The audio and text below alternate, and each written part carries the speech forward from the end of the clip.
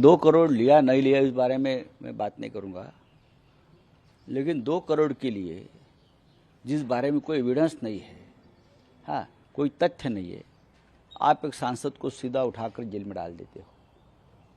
लेकिन मैं बार बार महाराष्ट्र से दिल्ली तक हम लोग इतने करप्शन के केसेस सामने लाए हैं। पार्लियामेंट में हमने बात की है, महाराष्ट्र में बात की है, वो किसी को हाथ लगाने की हिम्मत नहीं है, ईडी, सीबीआई, इनकम टैक्स। लेकिन मनीष सिसोदिया हो, सत्येंद्र जैन हो, संजय सिंह हो, संजय राउत हो, अनिल देशमुख हो, हेमंत सोरेन, भूपेश बघेल जी, हाँ, जो आपके विचारधारा के खिलाफ लड़ने का काम करते हैं, जो आपको सवाल पूछते हैं, बस ईडी और सीबीआई उनके घर तक पहुंच जाती है और सीधा अरेस्ट कर लेती है। लेकिन सर्वोच्च न्यायालय ने कल जो सवाल पूछे हैं मनीष सिसोदिया के केस में, वो भी बहुत महत्वपूर्ण है। कहाँ सबूत है? सरकार के पास कोई सबूत नहीं है, बस प्रताड़ित करना विरोधियों को, यही काम है उनका, और ईडी का इस्तेमाल उसके लिए हो रहा है। लेकिन 2024 में ये सबका जवाब देना पड़ेगा। संजय सिंह सांसद की गिरफ्तारी के बारे में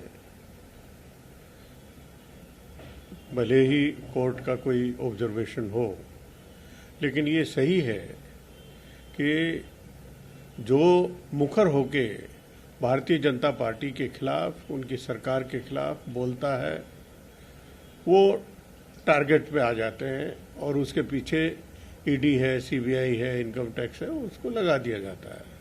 और यही इस केस में भी हुआ लगता है। और बड़े आश्चर्य की बात है कि जो सरकारी गवाह है, जो आपने उनको छूट दी है और उनको सरकारी गवाह बनाया है, उसके स्टेटमेंट के आधार पर कार्रवाई कर रहे हैं, गिरफ्तारी कर रहे हैं, जब उनके यहाँ से ना तो कुछ एक नया पैसा मिला और ना ही कोई ये सबूत उनके पास में है कि उन्होंने जो पैसा लिया वो कहाँ दिया और किसी बैंक में या और कहीं जगह इन्वेस्ट किया। तो ये फर्जीवाड़ा भारतीय जनता पार्टी की तरफ से, ईडी की तरफ से जो हो रहा है, ये केवल और केवल सीधे सीधे पॉलिटिकल टारगेटिंग है। अभी तो जो चुनाव नजदीक आएगा तो और इनके सुर है वो बदले बदले नजर आएंगे।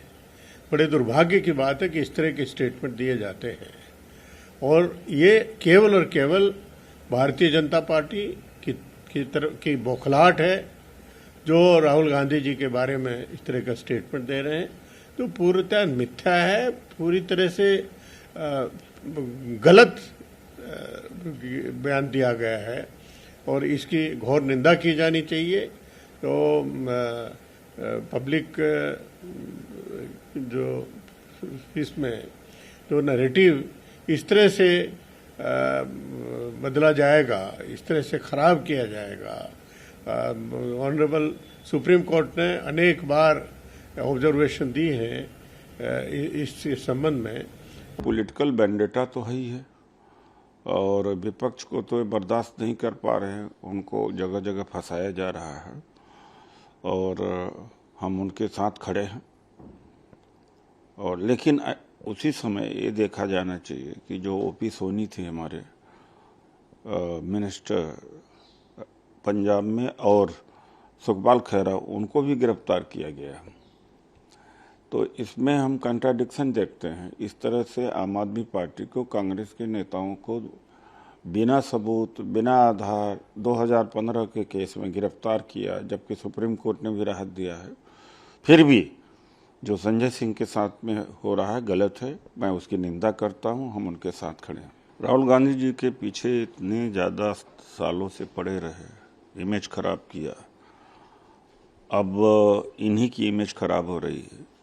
फ्रस्ट्रेशन में जिस तरह से चित्रण किया है, 7 सिरों वाला है और वो मोदी जी ऐसा है। ये चरित्र और ये कार्यकलाप मोदी जी हैं। जहाँ भी जाते हैं कहीं पर मुसलमानों के खिलाफ बोल देते हैं, जहर उगलते हैं, कभी जा कर के कहते हैं मैं पठान का बच्चा हूँ, कहीं ये कहते हैं कि मैं तो टीचर बनना चाहता था। ये बहुरूपिया, ये सिर वाले ये मोदी जी ही हैं। और अब इससे लगता है कि हिल गए हैं।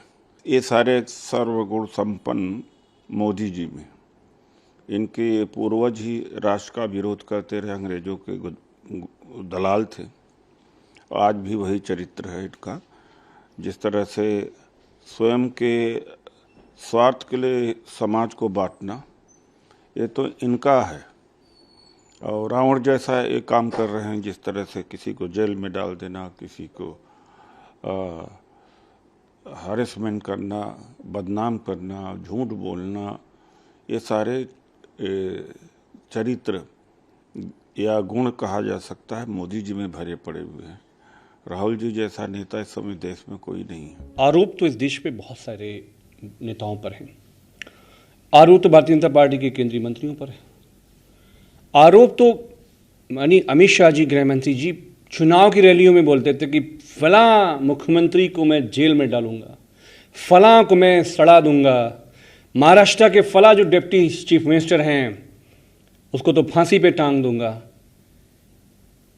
लेकिन जो भारतीय जनता पार्टी आरएसएस से सहयोग करने को तैयार है, रातों रात उसके गुनाह माफ हो जाते हैं। संजय जी का गलती क्या है? गलती यह है कि संजय सिंह जी ने बीजेपी आरएसएस का जो पूरा अधिनायकवादी और मेजोरिटेरियन जो पूरी पॉलिटिक्स है, उसको उन्होंने वैचारिक रूप से समाजवादी एमपीज की तरह से उन्होंने वहां पर काउंटर किया। उन्होंने बीजेपी आरएसएस का जो पूरा मणिपुर में जो ऑनस्लॉट था, ईसाई समाज के सैकड़ों चर्च फूंक दिए गए, संजय सिंह जी सवाल कर रहे थे। संजय सिंह जी सवाल कर रहे थे हमारी भारतीय जनता पार्टी के जितने भी परम मित्र हैं कॉरपोरेट, उनकी जो लूट है, हमारे बैंकों को लूट है, वो सुनियोजित तरीके से पार्लियामेंट के अंदर भारत की जनता की तरफ से वो सवाल कर रहे थे। अगर अभी संजय जी तैयार हो जाए भारतीय जनता पार्टी ज्वाइन करने को, आप देखिए हो सकता है कि उनको कैबिनेट मिनिस्टर बना दें। तो भारतीय जनता पार्टी की और राजनीति यही है, डराने का, धमकाने का कार्यक्रम। लेकिन देखिए, जब जहाज डूब रहा होता है ना, तो इंसान का जो विवेक है वो खो जाता है। अब भारतीय जनता पार्टी अपना विवेक खो चुकी है और जैसे जैसे मीडिया पे हमला, जैसे जैसे विपक्ष पे हमला करेगी, भारत की जनता में भारतीय जनता पार्टी के खिलाफ गुस्सा